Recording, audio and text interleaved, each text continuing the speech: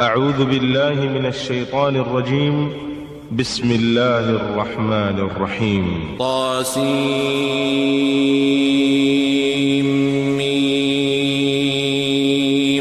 تلك آيات الكتاب المبين نتلو عليك من نبأ موسى وفرعون بالحق لقوم يؤمنون. إن فرعون علا في الأرض وجعل أهلها شيعا يستضعف طائفة منهم يذبح أبناءهم ويستحيي نساءهم إنه كان من المفسدين.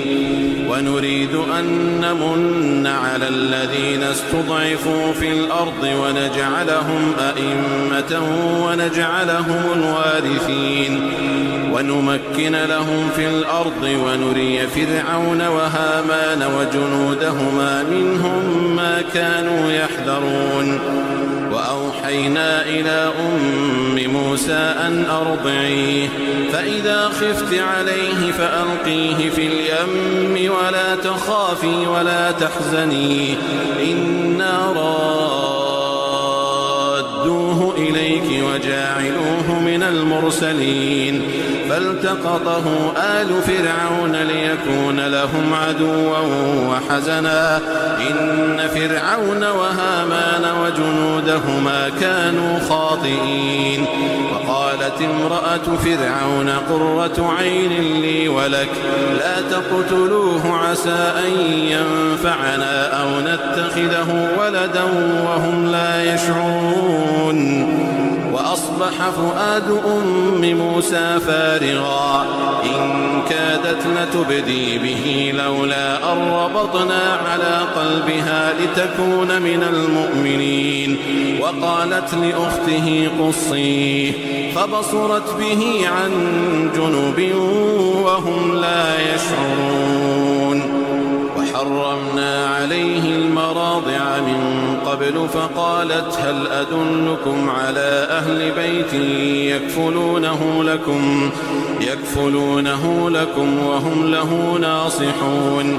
فرددناه إلى أمه كي تقر عينها ولا تحزن ولتعلم أن وعد الله حق ولكن أكثرهم لا يعلمون.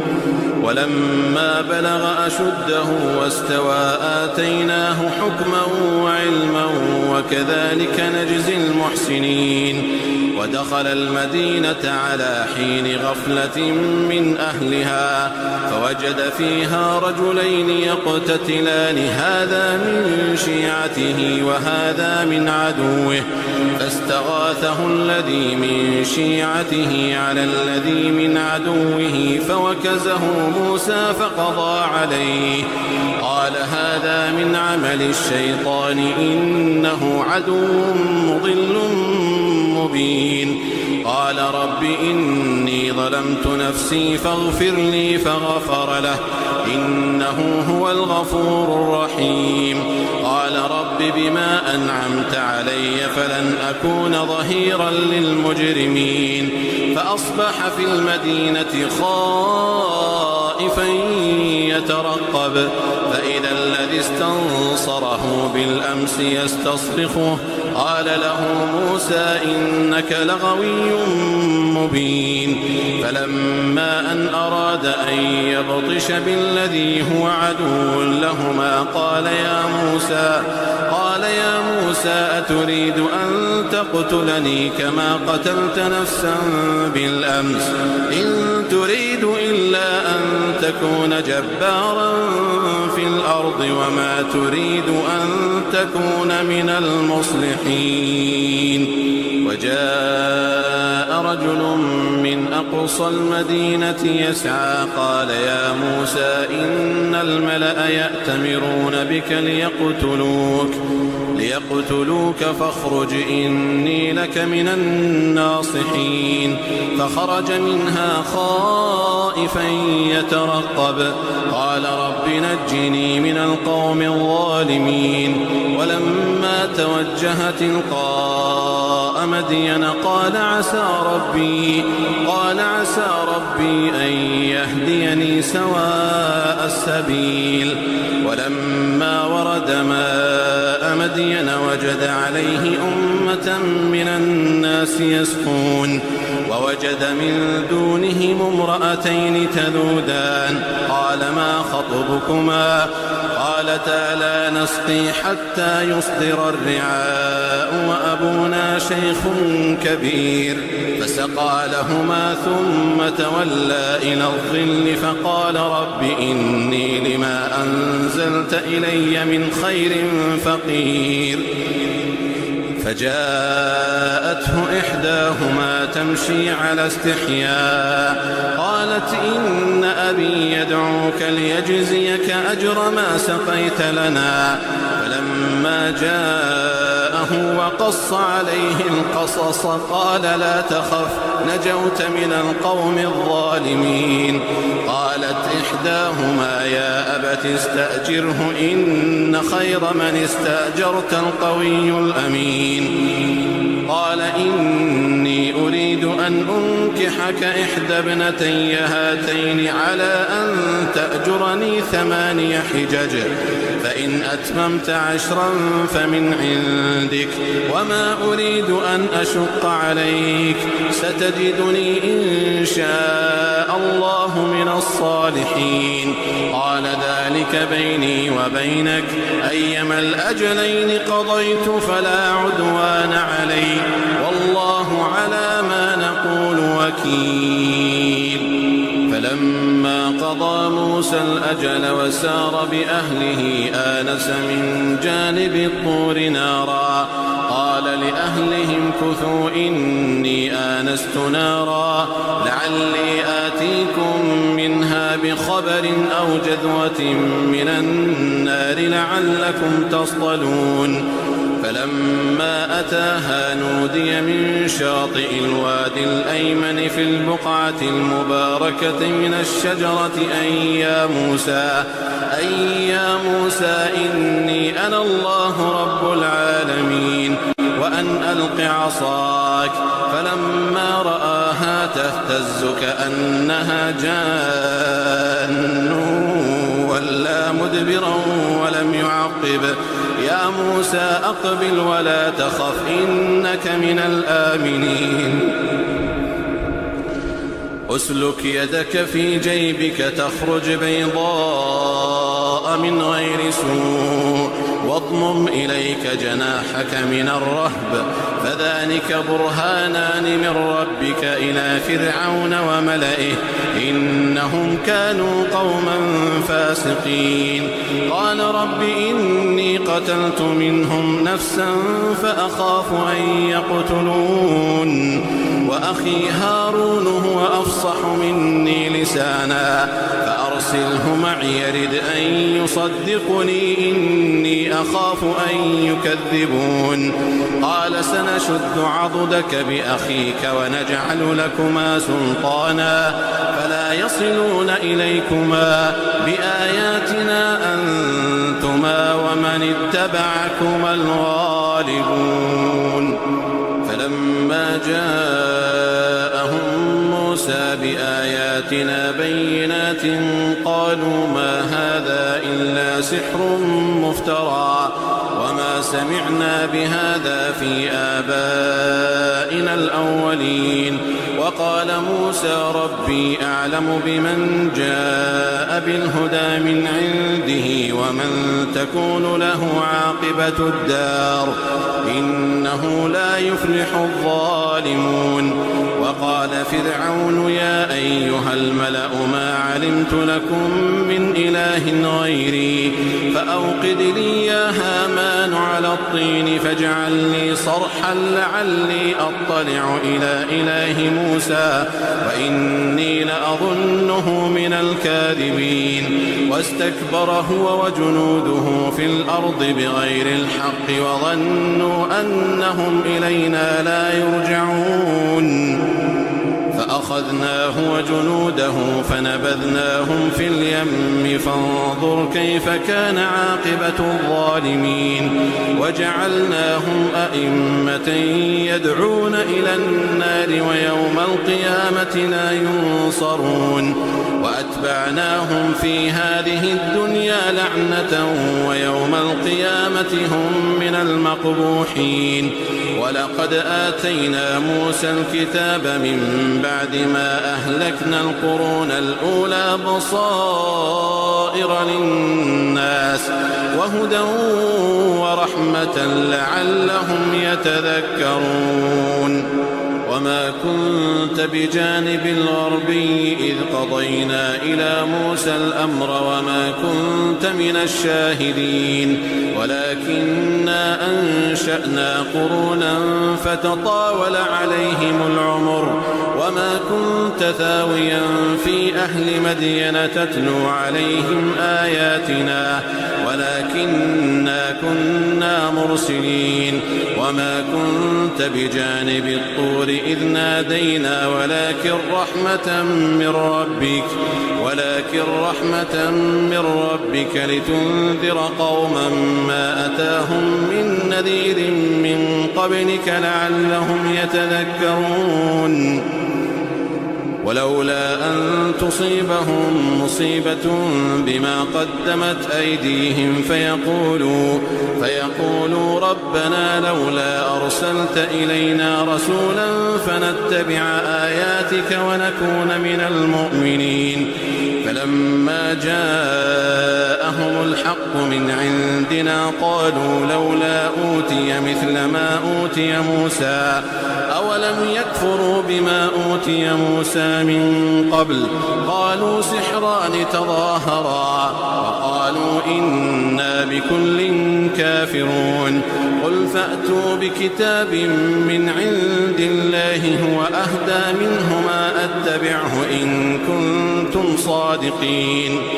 فإن لم يستجيبوا لك فاعلم أنما يتبعون أهواءهم ومن أضل ممن اتبع هواه بغير هدى من الله إن الله لا يهدي القوم الظالمين ولقد وصلنا لهم القول لعلهم يتذكرون الذين آتيناهم الكتاب من قبله هم به يؤمنون وإذا يتلى عليهم قالوا آمنا به إنه الحق من ربنا إنا كنا من قبله مسلمين أولئك يؤتون أجرهم مرتين بما صبروا ويدرؤون بالحسنة السيئة ومما رزقناهم ينفقون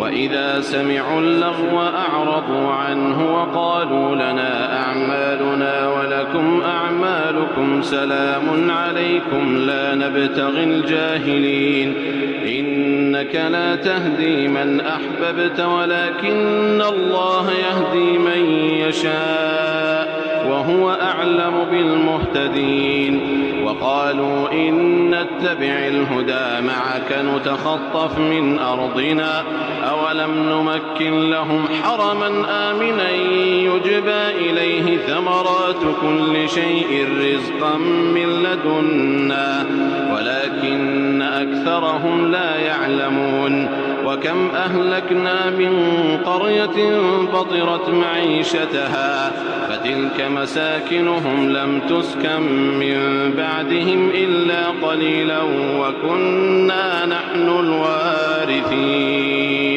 وما كان ربك مهلك القرى حتى يبعث في أمها رسولا يتلو عليهم آياتنا وما كنا مهلك القرى إلا وأهلها ظالمون وما أوتيتم من شيء فمتاع الحياة الدنيا وزينتها وما عند الله خير وأبقى أفلا تعقلون أفمن وعدناه وعدا حسنا فهو لاقيه كمن متعناه متاع الحياة الدنيا ثم هو يوم القيامة من المحضرين.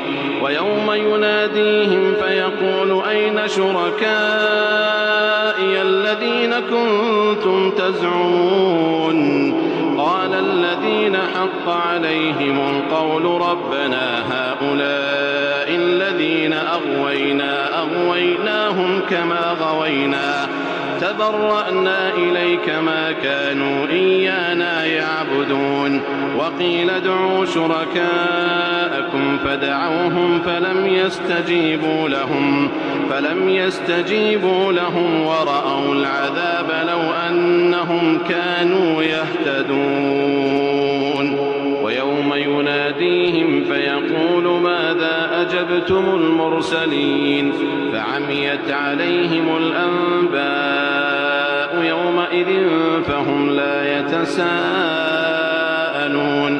فأما من تاب وآمن وعمل صالحا فعسى أن يكون من المفلحين. وربك يخلق ما يشاء ويختار ما كان لهم الخيرة سبحان الله وتعالى عما يشركون. وربك يعلم ما تكن صدورهم وما يعلنون وهو الله لا إله إلا هو له الحمد في الأولى والآخرة وله الحكم وإليه ترجعون. قل أرأيتم إن جعل الله عليكم الليل سرمدا إلى يوم القيامة من إله غير الله يأتيكم بضياء أفلا تسمعون. قل أرأيتم إن جعل الله عليكم النهار سرمدا إلى يوم القيامة من إله غير الله يأتيكم بليل تسكنون فيه أفلا تبصرون. ومن رحمته جعل لكم الليل والنهار لتسكنوا فيه ولتبتغوا من فضله ولعلكم تشكرون. ويوم يناديهم فيقول أين شركائي الذين كنتم تزعمون ونزعنا من كل أمة شهيدا فقلنا هاتوا برهانكم فعلموا أن الحق لله وضل عنهم ما كانوا يفترون. إن قارون كان من قوم موسى فبغى عليهم وآتيناه من الكنوز ما إن مفاتحه لتنوء بالعصبة أولي القوة إذ قال له قومه لا تفرح إن الله لا يحب الفرحين. وابتغ فيما آتاك الله الدار الآخرة ولا تنس نصيبك من الدنيا وأحسن كما أحسن الله إليك ولا تبغ الفساد في الأرض إن الله لا يحب المفسدين. قال إنما أوتيته على علم عندي أولم يعلم أن الله قد أهلك من قبله من القرون من هو أشد منه قوة وأكثر جمعا ولا يسأل عن ذنوبهم المجرمون. فخرج على قومه في زينته قال الذين يريدون الحياة الدنيا يا ليت لنا مثل ما أوتي قارون إنه لذو حظ عظيم. وقال الذين أوتوا العلم ويلكم ثواب الله خير لمن آمن وعمل صالحا ولا يلقاها إلا الصابرون. فخسفنا به وبداره الأرض فما كان له من فئة ينصرونه من دون الله وما كان من المنتصرين. وأصبح الذين تمنوا مكانه بالأمس يقولون ويك أن الله يبسط الرزق لمن يشاء من عباده ويقدر لولا أن من الله علينا لخسف بنا ويكأنه لا يفلح الكافرون. تلك الدار الآخرة نجعلها للذين لا يريدون علوا في الأرض ولا فسادا والعاقبة للمتقين. من جاء بالحسنة فله خير منها ومن جاء بالسيئة فلا يجزى الذين عملوا السيئات إلا ما كانوا يعملون. إن الذي فرض عليك القرآن لرادك